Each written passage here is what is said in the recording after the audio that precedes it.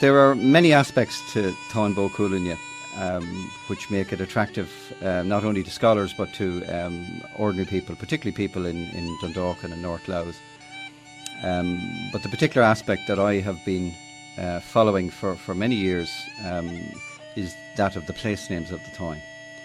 And I can remember my first venture into this was through the Louth Archaeological Society, and Paddy Power, who was my old teacher in the Christian Brothers, was one of the formative influences on me in terms of giving me a sense of the history of Cooley and connections to the Táin. And while the Táin, can be appreciated in Germany or in America, while Michael Fassbinder might be talking about making a movie in Dingle Peninsula about Chulainn, the fact is that North Louth is the place where the Táin took place. For instance, there are 44 rivers mentioned in Táin Bó Cúailnge, and 28 of them are within County Louth.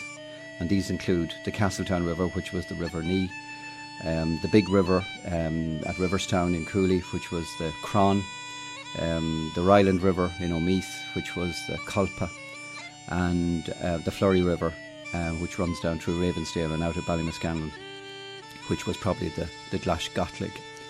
And these rivers, they don't just form the backdrop to the story, they actually are active in the story.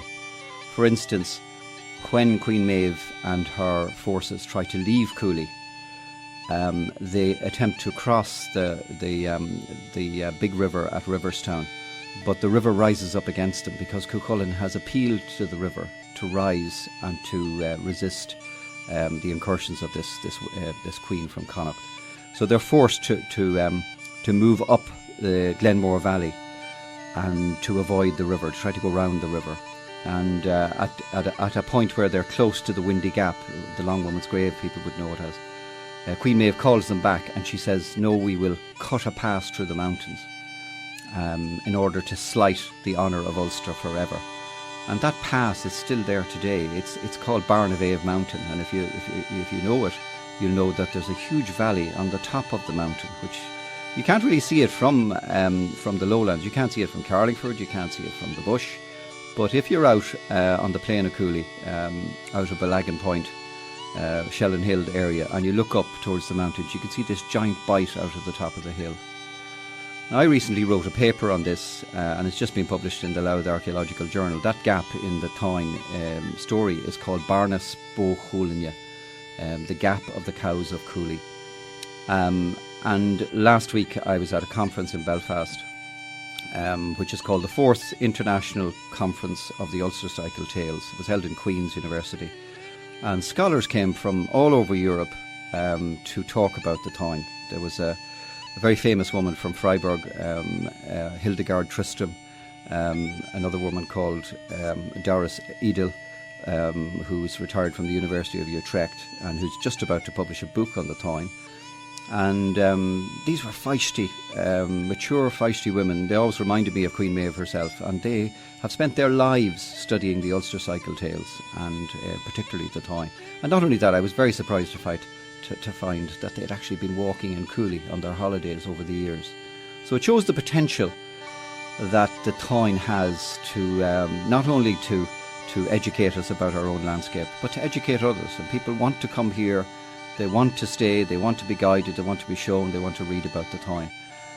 And in that context, the Táin March, which was established by Kevin Woods of Carlingford and Tim Mullins of Dundalk and others in 2011, it has huge potential. And from my point of view, I live in Galway and work in GMIT in Galway. I was gobsmacked when I saw this Táin March. I remember seeing the signs for it in June 2011, because the novelty of it for me was that rather than celebrating Chulainn, we were now celebrating Queen Maeve, the enemy. And at first I was a bit taken aback by this. I thought maybe this is not the right way to do it. But there's the great innovation in it that Kevin Woods had here and Tim Mullins is that they've created a festival which is mobile. It's not static. So it moves from Ardee up through Talonstown, Louth Village, Knockbridge into Dundalk, on to Ballurgan, the Lumpers and Ballymackellet, over the mountain and into Carlingford. So it has the potential to engage communities right throughout the county. And that means that it has the ability to draw in community after community, each making their own different take on the Táin. And all of this is accurate because the route of the Táin, which was worked out by an American called Gene Haley from Harvard University in 1970, and was published by Kinsella, Thomas Kinsella, the famous Irish poet, when he translated the Táin and published it in Dolman Press Books in 1969, and then in the Oxford University Press in 1970. That book has never been out of print since, and the maps at the front of the book show the route of Queen Maeve's army through Louth and in and out of Cooley.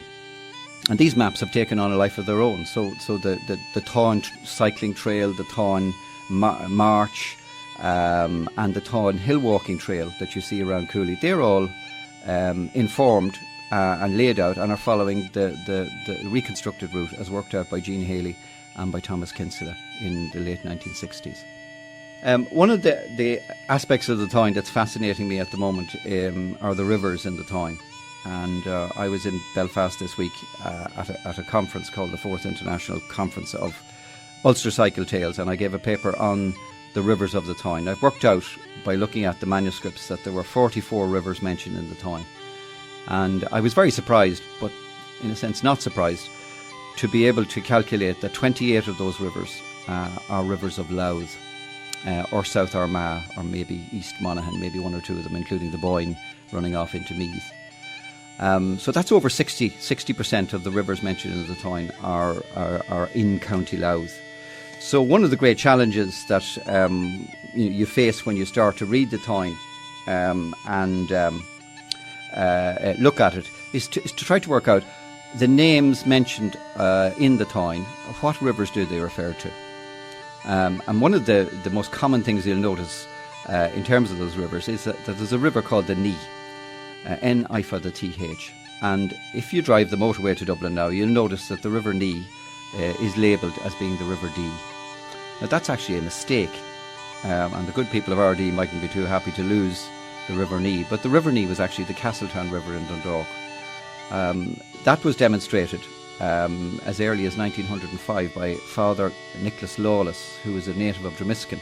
He wrote a paper on it in the Louth Journal, and he showed conclusively that the Ach Carapat, which is on the River Ní, he placed it at the big bridge on the Uri Road in Dundalk, and he proved that the Castletown is the River Ní. So that's one example of how a river name can be, the cause of controversy and research. The people of RD shouldn't be too disappointed because they already have a very ancient name for their river, and that is Ferdia, because Ferdia is the ford of Ferdia, who fought Cuchulainn in that fateful battle at the end of the Táin. And of course the town of RD and the river of RD are named as such. And in fact, I came across recently in the Annals of the Four Masters, the Ferdia, the ford of Ferdia, is mentioned as early as 941 in the Annals. So this is a name that goes back over 1,000 years. Even without the Táin, it's documented in history. But that's a great fascination to be thinking about, that this ford at Sorrel Ford is probably the place where some of the battles of the Táin took place. Now, if Father MacIver was here, he mightn't agree with me, because he said that the main ford on the River Fame was at Knockbridge itself. But it could have been a number of places. For instance, if you know Castle Ring out in West Louth, you'll know, if you know your history there, that there's a standing stone out there as well, and it's called Cuchulainn Stone. And there's also an Anglo-Norman motte castle, like Cuchulainn's castle, just to the west of Dundalk. And if the Anglo-Normans thought it was important to put a castle up at Castle Ring, there must have been a crossing point in the river. Just like the Anglo-Normans put a castle to the west of Dundalk, which we call Cuchulainn's Castle, because there was a crossing point on the Castletown River. That crossing point was Tubarona. And the Cuchulainn's Castle wasn't just built new by the Normans. They were taking over a Celtic site that was already there. And we know this because there's a cave underneath Cuchulainn's Castle. And any of you who spent your boyhood or your girlhood ranging out to Cuchulainn's Castle will know that you used to be able to crawl into this. It's about 19 metres long, and it just terminates in a big wall of earth. In fact, where it ends was the beginning of it originally, and where you go into it was the end of it originally. And that souterrain, as it's called, dates from around 900 to 1200, before the Normans came, after the time of Cuchulainn, but demonstrating that Dundalk was a Celtic fort. And it too was probably dominating the ford on the Tubarona. Now, why was this? It was dominating the ford because that ford was on the Slímí Luachra. If you know your history, you know that Tara was the centre of mythical and possibly historical Ireland, and that from Tara there ranged, I think it's 5, could it be 7 major roads, and one of them was the Slímí Luachra, which ran to Avonmacha, which is now Armagh, where the great earthwork fort and visitor centre is today. And that route came up from Ardee, along the heights of Ballybarrick, and then over the ridge to Dundalk. And below Dundalk, where there is another standing stone, of course, in the field as you walk up the avenue, it went down to the Castletown Cross, where there was a third standing stone, which is now gone, unfortunately, and then crossed the river at Tubarona, just below where the present bridge is. There's a weir there down today, but the old approach roads to that weir and ford are still there. And from there, that road went up onto the Moorland Road and up past where the golf links are, and that hotel, the new hotel that was out there. I forget the name of that now off the top of my head, but it went from the Moorland Road up to Faughart, and it went round the west side of Faughart Hill and then into the Moiry Pass, up to Flurry Bridge and on to Newry.